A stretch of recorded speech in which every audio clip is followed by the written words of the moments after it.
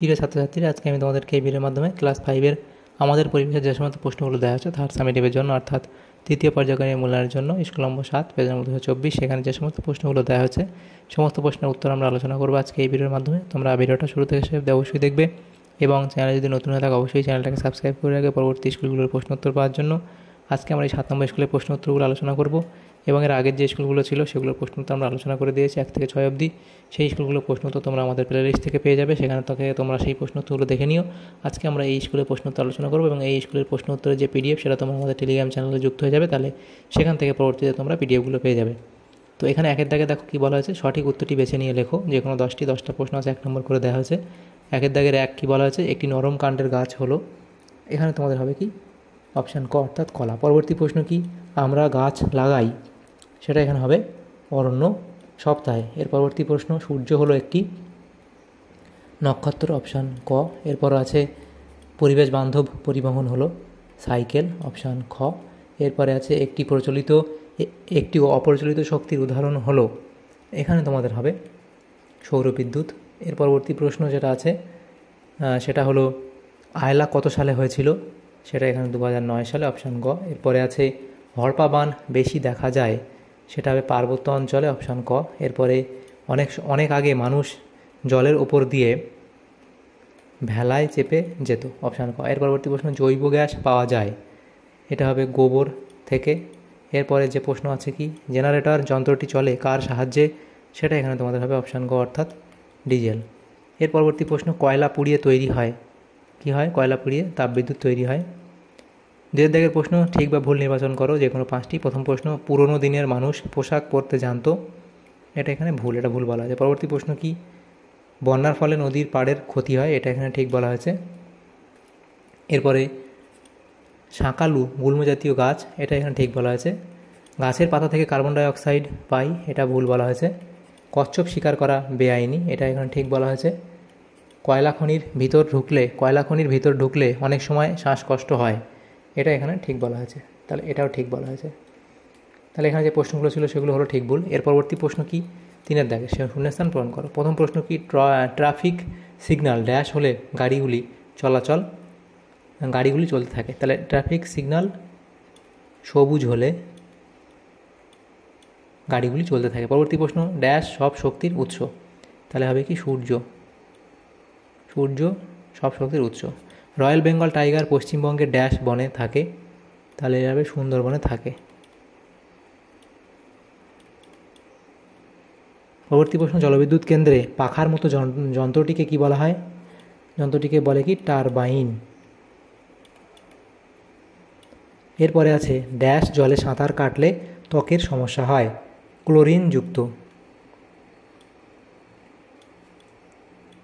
Chlorine, কয়লয় ওকা রহস্যি দন্তান্ন, ক্লোরিনযুক্ত জলে সাঁতার কাটলে ত্বকের সমস্যা হয়। পরবর্তী প্রশ্ন, ড্যাশ বছরের কমে মেয়েদের বিয়ে দেওয়া দণ্ডনীয় অপরাধ, সেটা হবে কি 18 বছরের কমে। পরবর্তী প্রশ্ন, 18 বছরের কমে মেয়েদের বিয়ে দেওয়া দণ্ডনীয় অপরাধ। পরবর্তী প্রশ্ন, তাহলে দণ্ডনীয় অপরাধ হলো 18 বছরের কমে মেয়েদের বিয়ে দেওয়া। তো পরবর্তী প্রশ্ন কি, ড্যাশ দেশে প্রথম কাগজ তৈরি হয়, তাহলে এটা হবে কি চীন দেশে প্রথম কাগজ তৈরি হয়। পরবর্তী প্রশ্ন কি, 4-এর দাগের বাম স্তম্ভের সঙ্গে ডান স্তম্ভ মেলাও। প্রথম যেটা দেওয়া আছে দেখো, বাম স্তম্ভ এদিকে এবং এদিকে ডান স্তম্ভ। প্রথম আছে কি, বনে থাকে বাঘ, সেটা এখানে হবে রবীন্দ্রনাথ ঠাকুর, বনে থাকে বাঘ। এর পরবর্তী প্রশ্ন হচ্ছে কি, রানীগঞ্জে, তাহলে রানীগঞ্জে কি হবে, এটা হবে কয়লা খনি। এর পরবর্তী যেটা আছে সেটা হলো কি, জেব্রা ক্রসিং কি, হেঁটে পেরোনোর রাস্তা, জেব্রা ক্রসিং। এর পরবর্তী হচ্ছে পথের পাঁচালী, সেটা বিভূতিভূষণ বন্দ্যোপাধ্যায়, পথের পাঁচালী। এরপরে যেটা হলো সেটা এখানে তোমাদের হবে দেখো 1 অক্টোবর, তাহলে এটা হবে বিশ্ব বয়স্ক দিবস। এর পরবর্তী যেটা আছে সেটা প্রশ্নটা হলো যে সোলার কুকার, সেটা হবে কি রান্না করা হয়, তাহলে এগুলো হলো।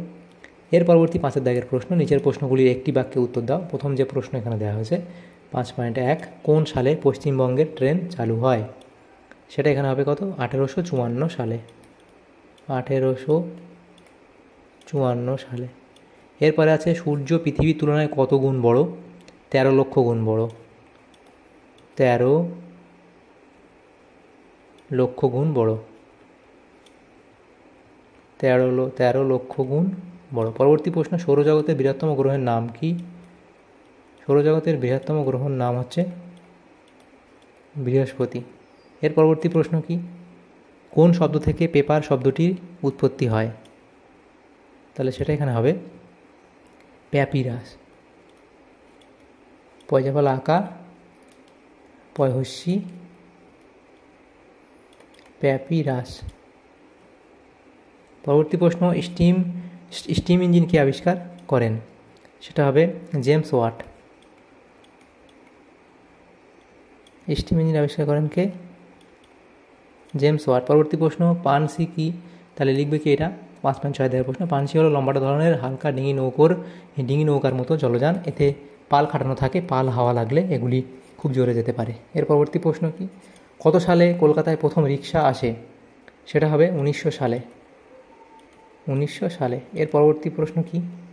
আয়লা কি? তাহলে লিখবে কি? আয়লা এক ধরনের ক্রান্তীয় ঘূর্ণিঝড় বা সাইক্লোন।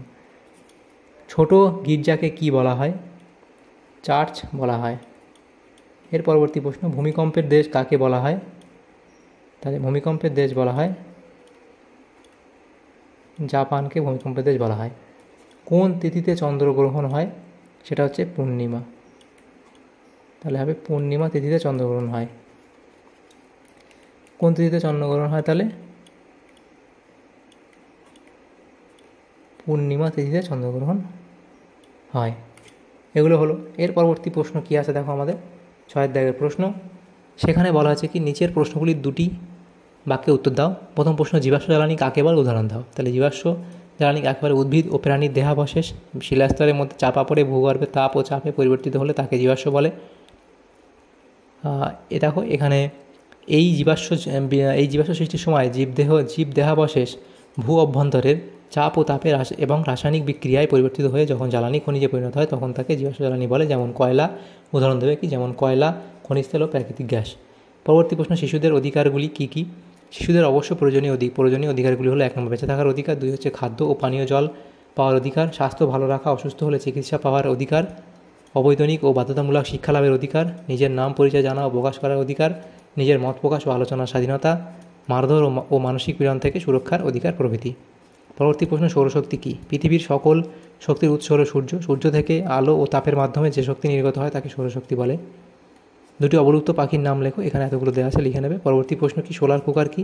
যে যন্ত্রের সাহায্যে সৌরতাপ ধরে রেখে তার তীব্রতা বাড়িয়ে রান্না করা হয় তাকে সোলার কুকার বলে। এরপরে 7 দাগের প্রশ্ন দেখো। এই 7 দাগের প্রশ্নগুলো ছিল। এখানে কত নম্বর করে দেওয়া? আড়াই নম্বর করে দেওয়া হচ্ছে প্রত্যেকটা প্রশ্ন। প্রথম প্রশ্ন কি? 7.1 স্বাস্থ্য ভালো রাখতে আমাদের কী কী করা উচিত?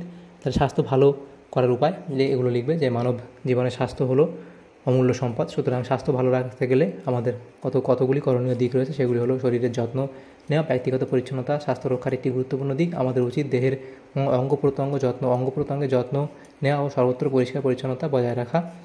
এমনকি শরীর সুস্থ ও স্বাভাবিক রাখার জন্য নিয়মিত খাওয়া, জলপান করা, শাকসবজি খাওয়া, খেলাধুলা করা, শরীরচর্চা করা, যেমন দৌড়তে হবে, সাঁতার কাটতে হবে এবং নিয়মিত যোগ ব্যায়াম করতে হবে। পরবর্তী প্রশ্ন, সূর্যগ্রহণের ছবি আঁকো।